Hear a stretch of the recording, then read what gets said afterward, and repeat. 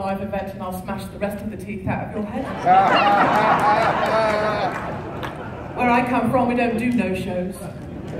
We turn up with one arm missing, half our head missing, but we still show up, John Carter. Be more of a man. Oh, pictures aren't good enough. We need people in person. Thank you very much. And may I all ask you to give a round of applause, please, to the Rebel Live team. I really admire them all. They're here as volunteers.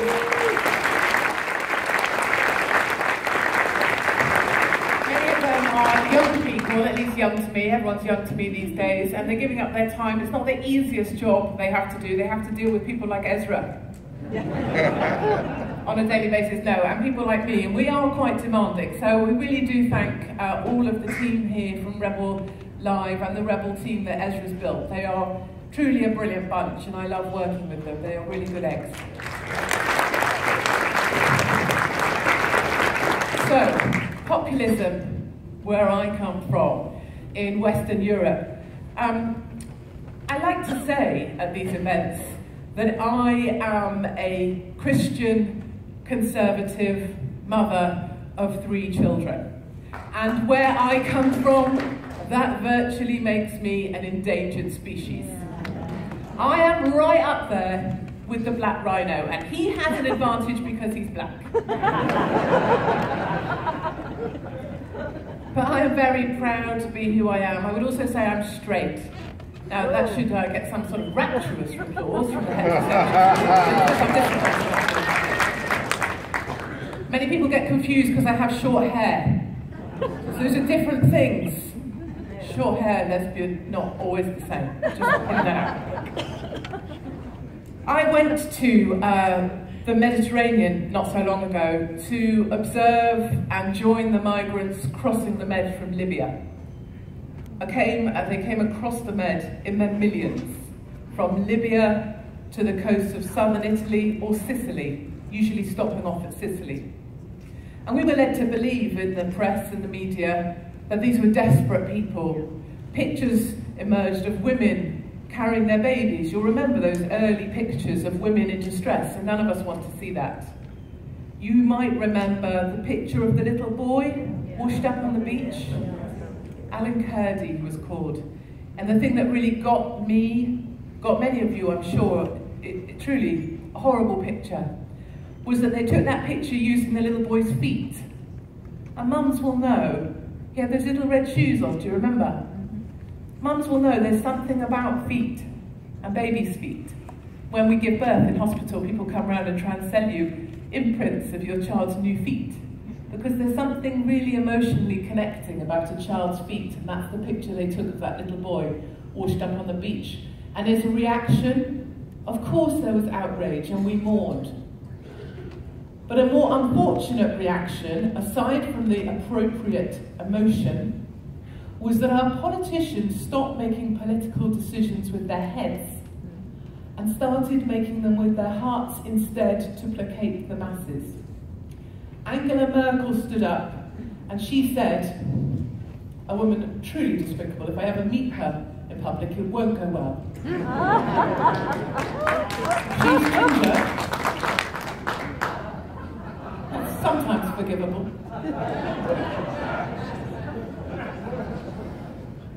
She stood up and she said, "Wir schaffen das." The Germans do have a particularly horrid language. They call it guttural. "Wir schaffen das." And what she meant by "Wir schaffen das" is, I need to do it lower down, actually, she's really short. "Wir schaffen das." What she meant by that is, we can do this. So when she stood there and said, "Come, come." Would someone like to answer that phone, or I'm going to answer it? And I tell you, that's not going to go well either. Turn your phones off. Wir schaffen das. And she stood there and she said to all of the Middle East, "Come." She said to all of Africa, "Come." She said to all of Syria and Iraq and half of Pakistan that came across too, "Come." And so they came in their millions. And the curious thing was that the liberals and the left all said they have to leave because they're under threat. They have to leave their homes because they're under attack. They have to leave because they can't carry on living where they were. My question has always been, if it was so goddamn frightening where you had to leave, why did you leave your wives and your children behind?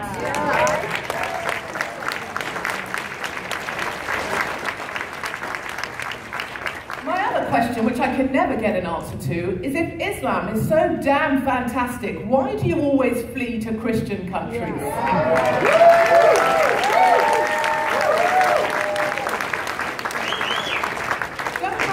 And tell me to put a headscarf on, because I ain't wearing no headscarf for anybody. So they came, and they came in their millions, and I stood on the shores of southern Italy and I watched them come, and I saw how it worked. The price per head, 24 euros per head they're worth to the local hotel. That's how much they get given a day for every migrant they put in their hotels that used to be filled with tourists. Some of the hotels they're in that I went to are still on TripAdvisor. And the migrants in those hotels are worth 24 euros a day, which is more than most southern Italians make in a day, because it's an incredibly poor part of the country. It's a beautiful part of the country, but it's very poor. And those migrants are given pocket money to live with. They're given food. I watched it being delivered to the hotel. And you know what those migrants did? They got out into the road in the town that day when I was there, and they blocked it off so that the southern Italians who needed to work could not. And you know why they blocked that road off? Because their Wi-Fi wasn't fast enough. You know why they protested? Because their rice was too soft. And this is the level of gratitude that we see when we welcome migrants here and are given funding to support them. And it is an incredibly wealthy business, the business of trafficking humans. Once that is established, it's controlled by Rome, it is an incredibly profitable industry to bring in migrants. I can promise you that. And so they came and they flooded through Italy, many remain there. They flooded to Germany and many remain there. And they flooded through to Calais, and somehow the golden land was the UK. You'll remember, I expect, the tower that burnt down recently, Grenfell Tower. We can't stop hearing about it in the UK, the victims of Grenfell Tower. Curious, isn't it? How we hear so much when there's the victims of Grenfell Tower, but we don't hear very much about the victims of the Manchester bomb that went off a year ago. Suddenly, we don't talk about those victims. But in that Grenfell Tower, I went there the day it was burning down. There were an estimated 800 people in that tower. I spoke to the locals, 800-ish. They told us there were only 200 people living there. Because how it works is when the migrants arrive, they go to landing points. They go to hotels, to buildings, to homes that they know, and they all pile in together until they can figure out what they're going to do next. And that's what Grenfell Tower was. When that place burnt down, it had about 800 people in it, and yet they told us only 79 died because they could never admit the number of people that were in the UK illegally because they don't exist. And it's that same thing that I see being repeated at the border in America. Because once you start to allow some migrants to cross, you set a precedent. That's precisely what we did in the Med. And once that first caravan of individuals is processed through, the next one will come. I saw on your news this morning, more funding needed for Toronto because the number of asylum seekers is so great you can't afford the burden here. And that's what really annoys me. All of these good and greats, the Trudeaus, the Merkels, they stand there and they say, "Wir schaffen das. We must welcome everybody. We love migrants. Migrants welcome." But what happens when the reality hits home? And we can't afford them. Then they're looking to move them out to other places that don't want to make homes for them either. Good point. But the good news is that the impact of the millions of migrants crossing the Med at Merkel's request is there is a fight back. There is a fight back happening. And the exciting news for all of us is that this wave of populism is happening. You will have seen this morning probably in Italy, the League. Brilliant news for us. The League are at their highest rating, 29% approval rating for the League. And you know what they've just said? They're going to take a scissor to the, I know, we didn't know where that was going, take a scissor to the migrant budget of 5 billion. They have worked out that we need to fight back against the migrant invasion of Western Europe, and they are capitalising on it, and they are winning. Go, Matteo, go, go, go. Same again in Germany, actually, against Merkel. No, you bloody can't Wirtschaften. Stick your Wirtschaften up your ass. The opposition party in Germany right now, the Alternative for Deutschland. Yes, yes, yes. And you know what their key policy is? Send them back. Send them back. In Austria, the same. 31 years old. He's a splendid young man. I love him deeply. The People's Party. Their #1 policy, no more migrants. Yes to Austria. And where are my Hungarian friends in this audience? Where are you? There you are. Stand up. Yes, man. So Hungary and Poland leading the way, standing up.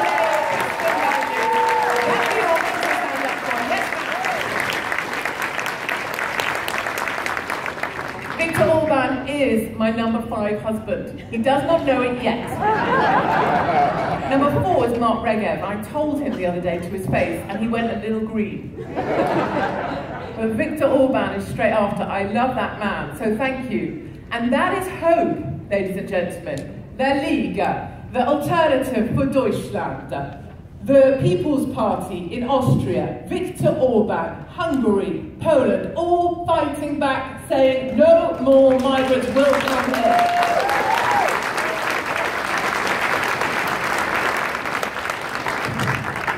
And that's what we need. And if I can end on one, I guess, a glimpse of the future we don't want. I spent 3 weeks in South Africa with the white farmers being genocided from their land. There's only 8% whites now in South Africa. Policeman I spoke to, serving police officer who spoke to me, as long as he wouldn't be identified, told me clearly the police are equipping the gangs, attacking the whites, and the politicians support the police and the attacks. One of the political parties, called the Economic Freedom Fighters, they're an arm of the ANC, I would say personally. The song they sing at their political rallies, kill the Boer, kill the white man. And that's precisely what's happening. And when I went to speak to Bernard, a farmer, who came home from church one day to find a gang in his garage, waiting to kill his family. They tied up his father, an elderly man who was poorly. They battered him around the head and he lay bleeding in the bathroom. They strung up Bernard's wife with wire that they used to make fences with, harsh wire. Then they took to Bernard and broke him. And they put the children, one of them shot at the 11-year-old child, the shot missed him and is still in the wall of the house today. And they sat the children down and the children watched the whole thing. They watched their father beaten. They watched their mother strung up. And then they saw their grandfather die in front of them on the stoop because his bleeding was so bad, he didn't make it. And I spoke to Bernard about how he feels, and he loves God and the land and his animals because those are the 3 things you can trust in, he told me. And we spoke about his children, and his 11-year-old believes that that shot was meant for him. And if he had died, his grandfather would live. And he now wants to commit suicide. He's been taken out of his school because he's become aggressive. He's on massive antidepressants and he still can't sleep. And Bernard went back to the psychologist with the son and said, "Look, these tablets don't work. You've got the wrong, something's gone wrong." And the psychologist said to Bernard, "You take that tablet tonight." Bernard was out for 12 hours, but the son still can't sleep. And that's the reality of life in South Africa. And I say this not to distress you. Our documentary, Plasmord, made by one of the team, Oliver, who's been working brilliantly on it, will be out with you in about a month's time, and we will bring those truths to this world, and we will make the mainstream media listen. And we will show them a policeman saying, yes, we are equipping these farmers that are being attacked, we are equipping the gangs that are attacking the farmers. And we will show them footage of a farm attacker who says, yes, you raped the 2-year-old in front of the father, because then it will drive him from the land. And we will bring that truth. We will bring that truth to Canada and to America and to everybody that won't listen, but I'm going to make sure they do. And I say all of this because we never want to become the 8%. You do not want to become the white people of South Africa. You do not want to become the hunted, and you do not want to become the prey. And together, working with the populists, working with Alternative for Deutschland, working with the Hungarians and the Poles, working with the people who are rising up and saying no more, we will fight back. And I stand here with you.